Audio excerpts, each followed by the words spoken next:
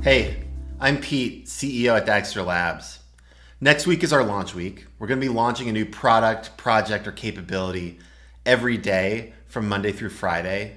And the team's been working really hard on this. They've been moving really, really fast. And I think both current Dagster users and future Dagster users are going to be really excited about what we're announcing next week. Now, the theme of the launch week is going to be escaping the modern data trap. Now, Nick is going to come on in just a second and explain what that means.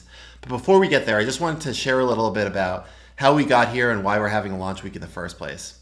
So if you rewind to the beginning of this year, 2023, I had just been CEO for a couple of weeks, and we had launched our cloud product to general availability and Dagster, the open source project, to 1.0 just a couple months prior. And we were entering our Series B fundraising process during the worst fundraising market of my career. So this prompted a lot of conversations about where we're taking the open source project, where we're taking the commercial product, and where we're taking the company. And so throughout these conversations, we talked to our users who are data engineers, data platform engineers. We had a lot of conversations internally, and we came up with a roadmap, and we published that roadmap as a blog post called the Dagster Master Plan. And you can go look that up. We published it a couple months ago. However, as we were talking to users, we started to hear this theme of feedback about the modern data stack. Yes, the modern data stack had solved a lot of problems for users, but it also created a lot of problems for data engineers and data platform engineers as well. And so we started kind of referring to this theme that we were hearing as the modern data trap. And so that's what we're going to talk about today. And so I'm going to hand it off to Nick, who can dig in on what the modern data trap actually means and how Dagster is going about solving that problem for customers. Hi, my name is Nick Schrock, and I'm the CTO and founder of Dagster Labs. Welcome to Launch Week. You just heard from Pete, our CEO, about context around the company and why we're doing this event. I'd like to get into the core content here, which is about the state of the data ecosystem today, what we see as going wrong with it, and the way out. What we're talking about is the modern data stack, and how we don't think that in its current form, despite all the advances that it has allowed, that it is serving data engineers well, and data engineers are the heart of a company's data platform. So let's talk about the modern data stack. And the first thing we should define is, what is it? It's a buzzword. People imbue all sorts of meaning into it. I think Ben Stansel once told me, anything that would be launched on Product Hunt should be considered a tool in the modern data stack.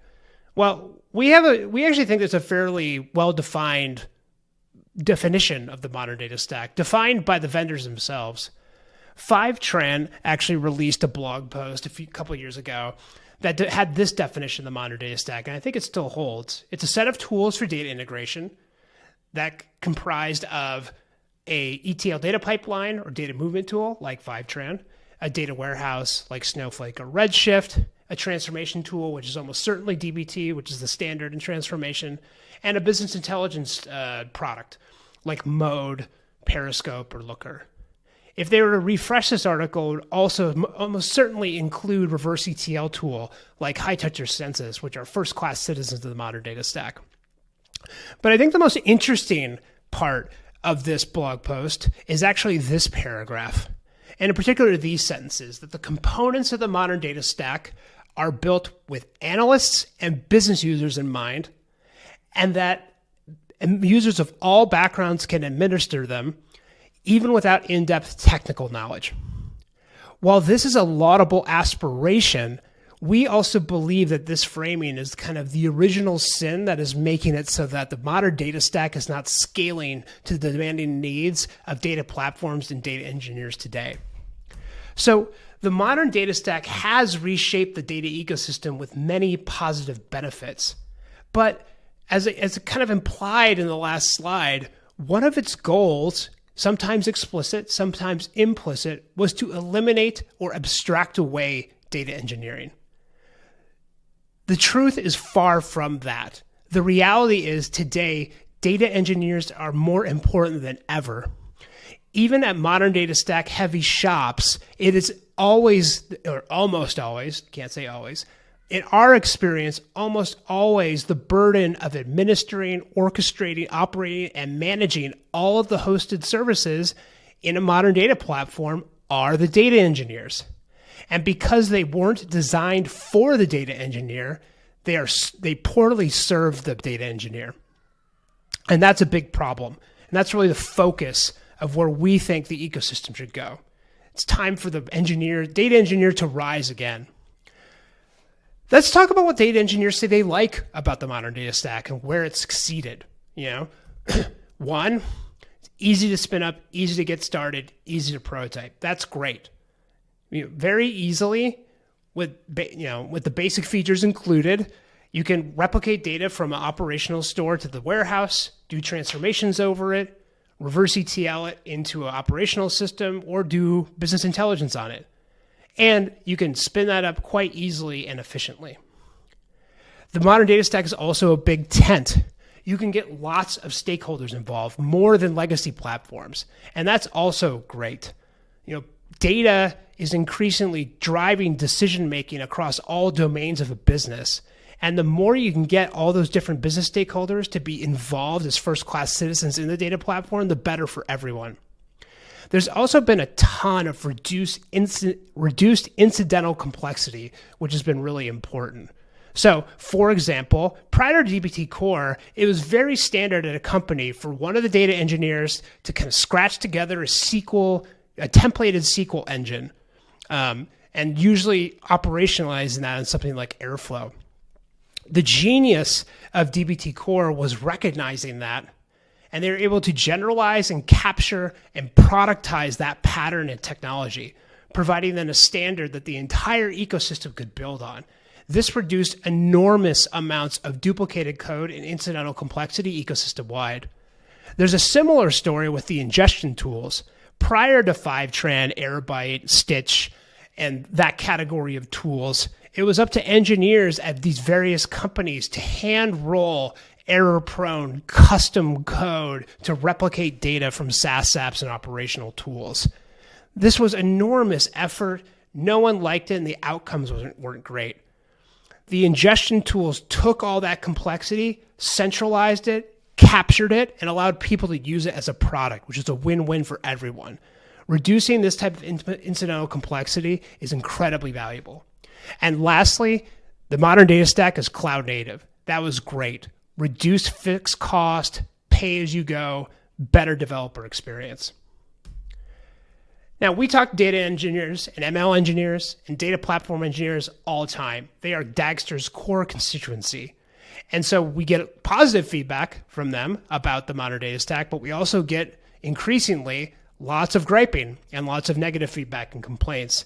And the general thrust of it is that at some point, often pretty early in the data platform journey, the MDS kind of comes apart at the seams and can't handle the complexity that the applications demand. And this takes a few forms. Like one, and we'll be going into these in more detail, but one, that modern data stack presumes homogeneous storage and compute. It's not the reality of the world. You end up with a bunch of operational silos. That's not great. It's too expensive in unpredictable ways. You in general quickly descend into chaos as you adopt the MDS tools. And then they all have, or all is too strong, but as a general feeling across the stack, there is poor automation, flexibility, and composability at a technical level. So presumes homogeneous storage and compute. What do I mean by that? This is a great tweet from Matthew Mullins, one of my favorites of data Twitter last year. And it said, the lie of every MDS architecture diagram is there is a single warehouse at the center of the business. I've almost never seen such an architecture.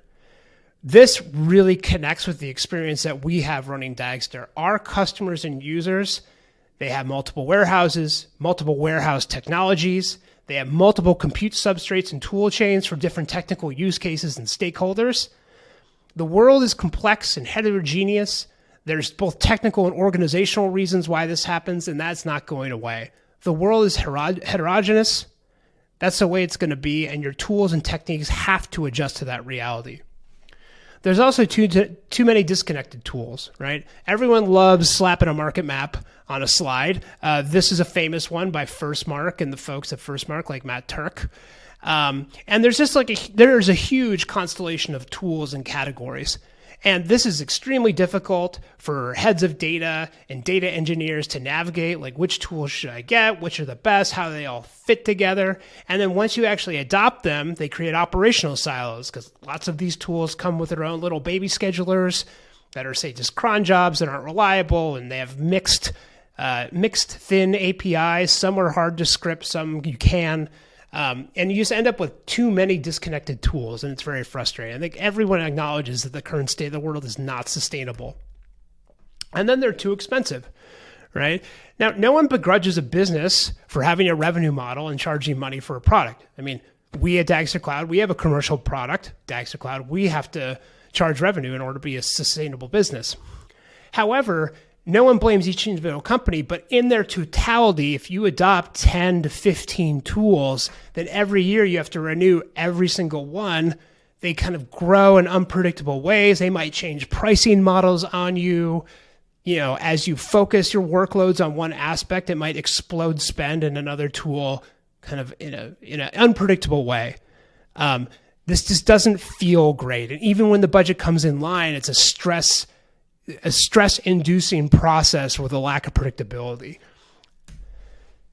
Then there's just a general notion that things descend into chaos. At our last event about orchestrating DBT, Pedram, our head of developer relations and data engineering, was describing how there's kind of this idealized vision of a beautiful, pristine DBT model is driving a data platform. That's it.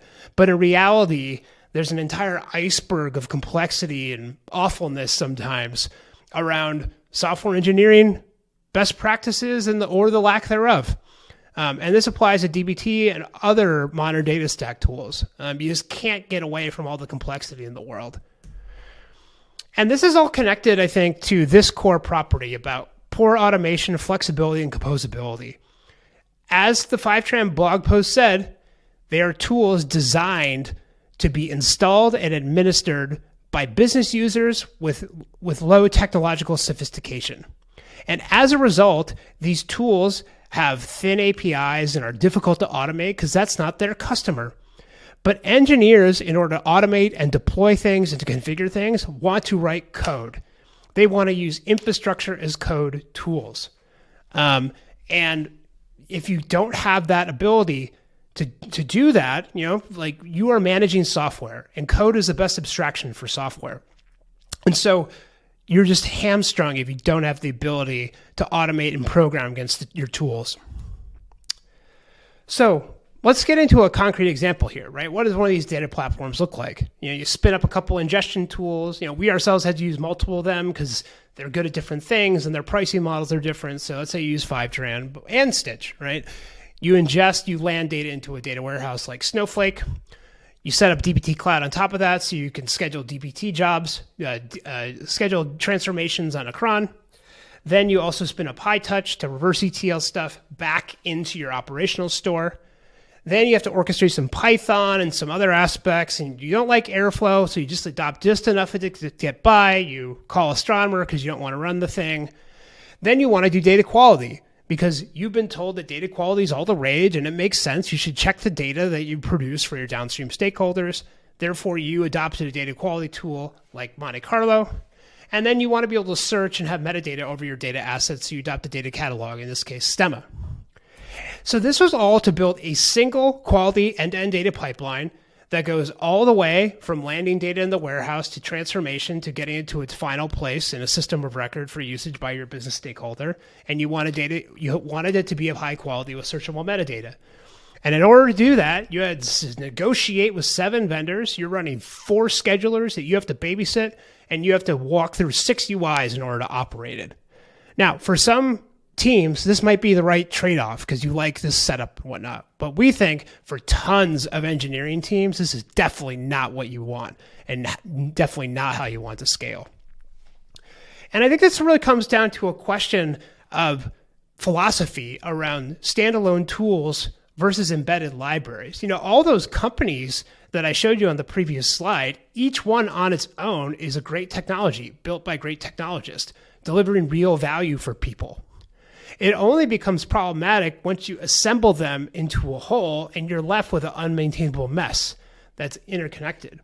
There's a different approach that people take in order to kind of assemble composable bits into a coherent control plane. And that's by embedding libraries. So what do I mean by that? So like standalone tools, examples of them, what I showed you in the previous slide. Like, the Snowflake is a data warehouse. You can use it as a managed service. You can't run it on your laptop, right? Similar for something like Fivetran. And what are their equivalents in the embedded space, right? You can deploy an instance of Postgres, but it's generally not hyper flexible. Well, Postgres is a flexible tool, but it's not as flexible as, say, SQLite, which you can run in memory. You could run in a mobile device, right? It's enormously flexible, scriptable relational store. One that's closer to the hearts of data engineers is DuckDB, a technology that is all the rage these days, and it has a lot of hype. In this case, the hype is very well deserved. DuckDB is an embeddable OLAP store, just like SQLite is an embeddable transaction store. DuckDB is a warehouse, a very fast one that's very easy to use that you can run on your laptop, in a data center, or in your customer's web browser. It is a showcase, a tour de force of modern engineering. That's a really exciting technology that we want and we think people should be able to use in their entire developer workflow. Great Expectations is an example of an embeddable Python library that you can use for data quality. You don't need to adopt a heavyweight off-the-shelf tool just to say, check all the values in a data frame are null, or not null, I should say. It's probably what you want. And similarly, we've started to use this library called Sling, which is a library you can invoke to replicate data from operational store to a data warehouse. And that's an alternative to something like Fivetran, like a standalone service. Sling is the library you can invoke in the context of, say, an orchestrator. And which choice to make depends on context, right? Sometimes a standalone tool is the right choice. Sometimes an embedded library is the right choice. I guess the problem that we see today is that the default is to get standalone tools and standalone services. And we think the pendulum has swung way too far in that direction. And what we're proposing is giving developers a substrate where they can again have the choice of whether to use embedded composable technologies or standalone services. Because the problem is that if you only have standalone services, a lot of times it's the wrong choice. And if you make the wrong choice, it can cause a ton of problems, right? Engineers can be overserved by them. They can be forced to adopt overly complicated and heavyweight solutions where they really just need something simple like an embedded library, right? Again, the example like Monte Carlo versus Great Expectations comes to mind. In some ways also, these standalone tools underserve engineers. A lot of them have thin APIs, they're proprietary, they're inflexible, you can't embed them, they're really hard to automate. They can also cause you to be operationally fragile, because each one of these tools often ships with its own little thin, underpowered orchestrator, which isn't necessarily as reliable as a fully featured orchestration platform. But you're also left with siloed orchestration, so you have no idea when things are going to kick off, what happened, and debugging across multiple tools is a nightmare. And then lastly, as I mentioned, they have unpredictable costs, many vendors, many different pricing models, and often poor visibility around it. So we think if,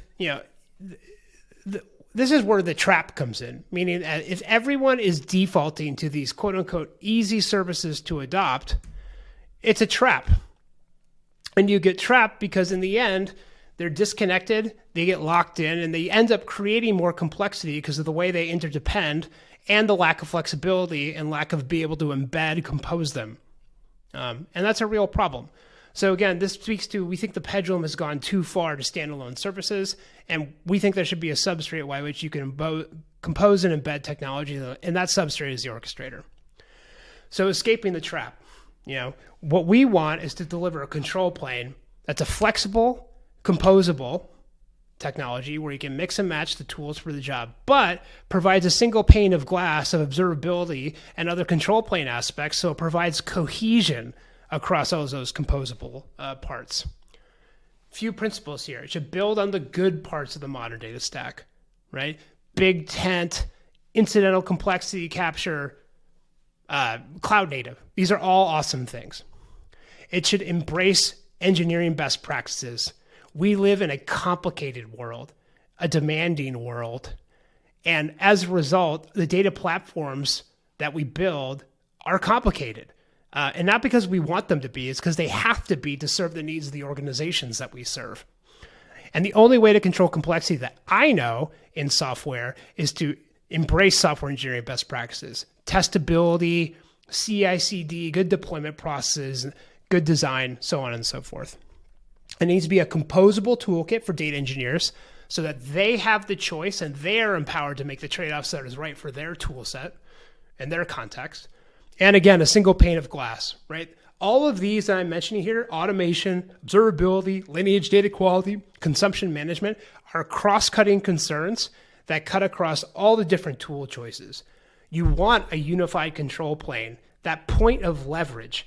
It serves as a technical point of leverage for an infrastructure team, and for a business user, it serves as a policy point of leverage. So you can make cross-cutting policy changes across an org without an insane amount of coordination.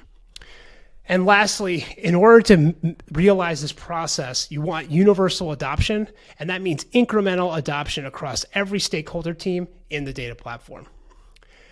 So this defines our launch week agenda. This is about empowering data engineers with composition, with embedding, and then the tools to spread this single control plane across your org, and all that together gives the engineer enormous leverage to have impact.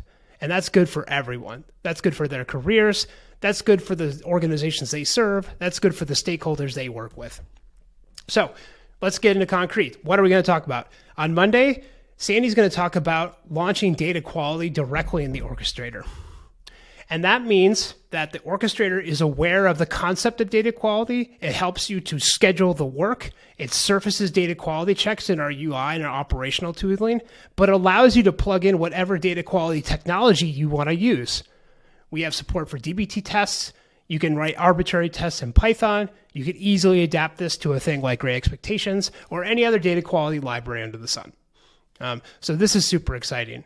We think once you experience data quality in Orchestrator, its value is so obvious that any other orchestrator will seem woefully deficient by comparison. Then we're also going to launch Embedded Insights, which is effectively analytics on the data platform itself. And its showcase use case is cost control. So you'll be able to see, for example, you'll be able to order and query and understand which of your assets are the most expensive to compute. And then because this is done directly in the orchestrator, you can actually remediate this issue within the same tool and say, reduce the rate that you're refreshing, or go in and debug it and figure out what's going on. It is a very powerful integrated experience. And it's one centralized place where you can manage and bring order to the chaos of all your tools. And on Wednesday, we're going to talk about education and stakeholder education. And we're launching Dagster University. In life, there are no solutions. There are only trade-offs. And the trade-off we're making here is that we're talking a lot about composability and flexibility and programmability. And with that power often comes the requirement that the user bring something to the table, right? They have to do more work to assemble these parts into a coherent solution. That means you're working on a platform, you need to learn about its capabilities, and that's where Dagster University comes in. Then furthermore, as a data engineer, data platform engineer, you are very frequently working with other stakeholders in the platform, and you need tools to help them educate themselves as well. So we've been investing a ton in Dagster University. We receive extremely positive feedback on it. We're super excited to share it with the world. On Thursday, we're going to talk about embedded ELT. So that means out-of-the-box integrations right in Dagster that allow you to use embedded ELT libraries without going to a different tool to replicate data from operational stores to the data warehouse. This is kind of what you need to go 0 to 1 in your data platform. You need to land data in the data warehouse. It's very basic. If you don't have any data in the data platform, it has no value. And so we don't think you should have to bring in a heavyweight tool to kind of get started there. So we are providing embedded ETL integrations directly in the orchestrator. And Pattern's going to talk about that. And then lastly, on Friday, I'm super excited. I'll be giving this talk about deconstructing Dagster itself. So We've been talking about flexibility. We've been talking about composability. And our reflections on that were we have to take our own medicine. Dagster itself has not been historically composable, flexible, or easily and incrementally adoptable. And what we're releasing on Friday is meant to address that head on. And it's a huge change for Dagster. We're launching 2 breakthrough products here that really change the game. One is called external assets. And what this allows you to do is use Dagster as an observability, lineage, data quality control plane without having to use Dagster as an orchestrator itself. And that is super powerful if you have legacy infrastructure and you want to be able to visualize what's going on in that part of the world in our asset graph and in our tools, but you don't want to do a heavyweight infrastructure migration. Dagster now has the flexibility to allow you to do that. And that's super exciting. We're also releasing Pipes, which is a protocol for Dagster to seamlessly and effortlessly invoke remote computations in hosted execution engines and remote environments. So that could be a Databricks environment, a hosted ML runtime, a Kubernetes pod, etc. And really, we think this, in terms of things that we look up to in the modern data stack, this really captures 2 things. One is there's a ton of incidental complexity in dealing with external runtimes. You want to be shuffling along logs. You have to figure out how to get metadata back from that computation back into the orchestrator. You need to pass parameters to that external computation. It's a whole bunch of cruft there that no one wants to deal with. Pipes captures and centralizes all that incidental complexity in a pluggable system. Very exciting. It's a huge DevX win. But then what's also really exciting about Pipes, it's a protocol, which means that the computations on the other side can potentially be in any programming language. And it feels like you're a first-class citizen of the data platform.